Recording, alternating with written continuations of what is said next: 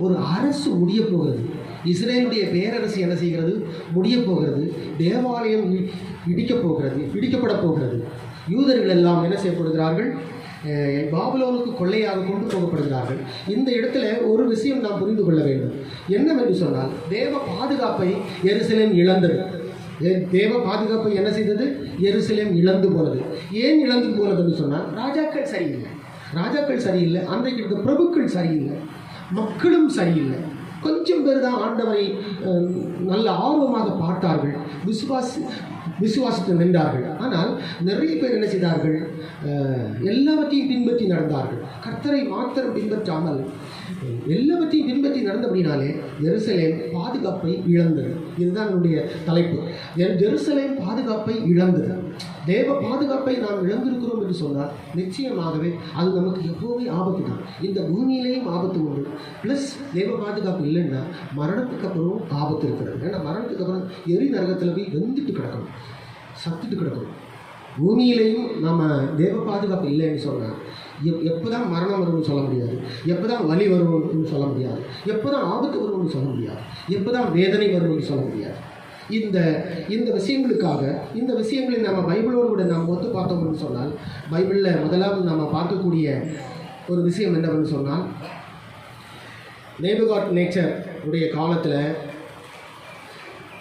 ஒரு 3 ராஜாக்களை குறித்து சுருக்கமாக நான் உங்களுக்கு சொல்கிறேன். முதலாவது ராஜா கடைசி ராஜாவிலிருந்து ஒரு 3 ராஜாக்கள். அதில் முதலாவது ராஜா வந்து யோயாக்கீம்.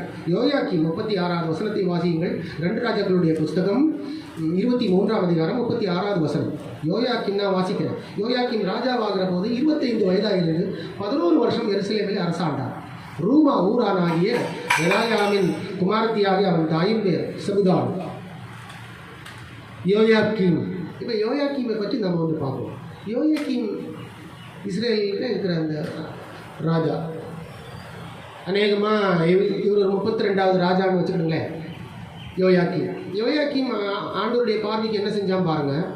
26 2 ராஜாக்களுடைய புத்தகம் 26:37. அவன் தன் பிதாக்கள் செய்தபடியெல்லாம் கர்த்தரின் பார்வைக்கு என்ன செய்தான்? பொல்லாப்பை செய்தான். என்ன செய்தான்? பொல்லாப்பை செய்தான். யோயாக்கீம் 11 வருஷம், ஆமாம் 11 வருஷம் எருசலேமில் அரசாண்டார். 11 வருஷம் இவன் ராஜாவாக இருந்தான். ஆனால் கர்த்தருடைய பார்வைக்கு என்ன செய்தான்? பொல்லாப்பானதை செய்தான்.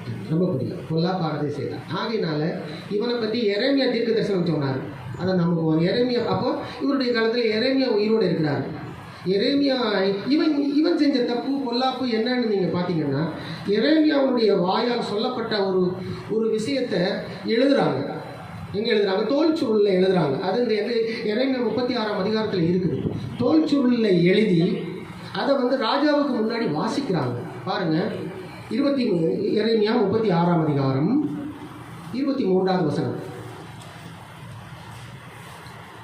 யெகூதி 3-4 பத்திகளை வாசித்த பின்பு ராஜா ஒரு சூரிக்கத்தினால் அதை அறுத்து சுருள் அனைத்தையும் கணப்பில் உள்ள அக்கினியில் வெந்து போகும்படி கணப்பில் இருந்த அக்கினியில் எரிந்து போட்டான்.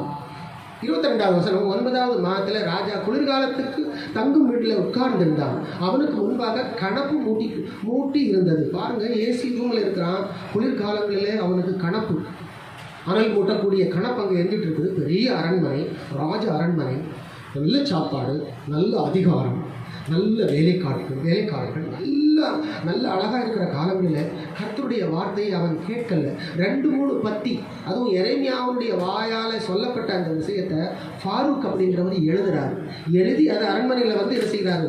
வாசிக்கிறாங்க. வாசிக்கும் பொழுது அவனுக்கு கேட்குறதுக்கு மனசு இல்லை. 2-3 பத்தி அவன் வாசிச்சுட்டு என்ன பண்ணிட்டான்? அதை இங்கே கொண்டு வா அப்படின்னு சொல்லி எருமையை ஏதோ சும்மா சொல்கிறான், வளர்றான். அவன் ஆண்டவருடைய பேரை சொல்லி சும்மா வளர்றான் அப்படின்னு அவன் மனசில் நினைச்சு அதை என்ன பண்ணான்? நெருப்பில் போட்டு எரிச்சிட்டான். இதுதான் யோயாக்கீம் செய்த தப்பு. ஓகேயா? யோயாக்கீம் செய்த தப்பு, பொல்லாப்பு. அவன் தேவனுடைய பார்வைக்கு பொல்லாப்பானதை செய்தான். அதனால் இந்த யோயாக்கீமை பற்றி என்ன சொன்னார் ஆண்டவர்? இவன் என்ன பண்ண மாட்டான்? இனிமேல் இவனுடைய சந்ததியிலே ஒருத்தவும் இருக்க மாட்டாங்க. பாருங்க, அதே எரேமியா 36:30. ஆகையால் யூதாவின் ராஜாவாகிய யோயாக்கீமை குறித்து தாவீதின் சிங்காசனத்தில் உட்காரும்படி அவன் வம்சத்தில் ஒருவனும் ஈரான் அப்படின்னு சொன்னான். ஓகேயா? தாவீதின் உட்காரும்படி, தாவீதுடைய சிங்காசனத்தில் உட்காரும்படி அவனுக்கு ஒருத்தருமே இருக்க மாட்டாங்க அப்படின்னு சொல்லி. அப்புறம் 18 அதே எரேமியா 22:18 நீங்கள் போனீங்கன்னா அவனுடைய சாவு எப்படி இருக்குன்னு பாருங்கள், அவனுடைய மரணம் எப்படி இருக்குன்னு பாருங்கள். ஐயோ, இந்த நான் பாதியில் இருந்து வாசிக்கிறேன். எரேமியா 22:18 யோயாக்கீம் என்கிற யூதாவின் ராஜாவை குறித்து ஐயோ என் சகோதரனே, ஐயோ சகோதரியே என்று அவனுக்காக புலம்புவதில்லை. அவனுக்காக புலம்பவே மாட்டான். அவன் ஜெத்தான அவனுக்காக என்ன பண்ண மாட்டாங்க, புலம்ப மாட்டாங்க, ஐயோ என்று சொல்லி.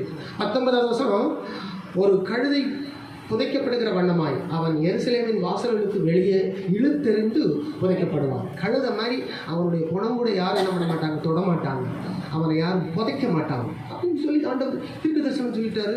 எரேமியா வச்சு சொல்லிட்டாரு. இவன் இந்த கணப்பில் அந்த சுருளை போட்டு எரிச்சா பாருங்க. எப்பவுமே அன்றைக்கு யூதருடைய காலத்தில் யூதர்களோடு கூட தேவன் இருந்தார். அவர் ரொம்ப பார்த்தார், ரொம்ப கவனித்தார். அப்படி கவனித்துட்டு இருக்கிற காலங்கள் தான் இவன் இப்படி பண்ணிட்டான். யோயாக்கீம் அப்படி பண்ணிட்டான். 11 வருஷம் ராஜாவாக இருந்தான். ஆனால் பைபிளை சரியாக பின்பற்றல, கர்த்தருடைய கற்பனைகளை சரியாக பின்பற்றவில்லை, வந்த தீர்க்க தரிசனங்களை சரியாக பின்பற்றவில்லை. அவன் ஒருத்தருக்கே பாருங்கள், தீர்க்க தரிசனம் சொல்லிக்க பாருங்கள், பாபிலோன் ராஜா வருவார், அவனை பிடிப்பார், ஆனால் அவனை வெட்டி போட்டுவார், அவனுடைய குணம் வந்து என்ன பண்ணும், வீசி எரியப்படும் அப்படின்னு சொல்லி சரித்திரத்தில் போய் பார்த்தீங்கன்னா அதே மாதிரி யோயாக்கீமை பாபிலோன் ராஜா பிடித்து அவனை வெட்டி போட்டார். அவனை யாருமே என்ன பண்ணலை, புதைக்கவே இல்லை. புதைக்காமல் அவன் போனால் அனாதையாக கிடந்துச்சிடும். இந்த நேபுகாத்நேச்சர் வரும்போது கடைசியில் நீங்கள் பார்த்தீங்கன்னா நிறைய பிரபுக்களையும் நிறைய தாதிமார்களையும் இந்த யோயாக்கீனுடைய குடும்பத்தில் சிலர்கள், கொஞ்சம் இஸ்ரவேல் மக்கள் எல்லாரையும் பிடிச்சிட்டு போயிட்டார். அப்படியே பிடிச்சிட்டு போய் எல்லாரையும் கொண்டு என்ன பண்ணுறாங்க, அடிமைகளாக பாபிலோனில் கொண்டு போய் உட்கார வைத்தார். இது யோயாக்கீமினால் நடந்த ஒரு விஷயம். யோயாக்கீம் சரியாக பின்பற்றவில்லை. எரேமியா தீர்க்கதரிசி அங்கே இருக்கிறார், ஒரு பலமான தீர்க்கதரிசி, ராஜா தீர்க்கதரிசி. சரி, அந்த பலமான அந்த தீர்க்கதரிசி சொன்ன விஷயங்களை அவன் கேட்கவே இல்லை. கேட்காதபடினாலே அவன் கொல்லப்பட்டான். கர்த்தர் சொன்ன பிரகாரமாகவே அவன் கொல்லப்பட்டு அவனுடைய குணம் எருசலேமின் வீதிகளிலே தூக்கி வீசப்பட்டு கிடந்தான். இல்லையா, கர்த்தருடைய தீர்க்க தரிசனம் அப்படியே நடக்கும்.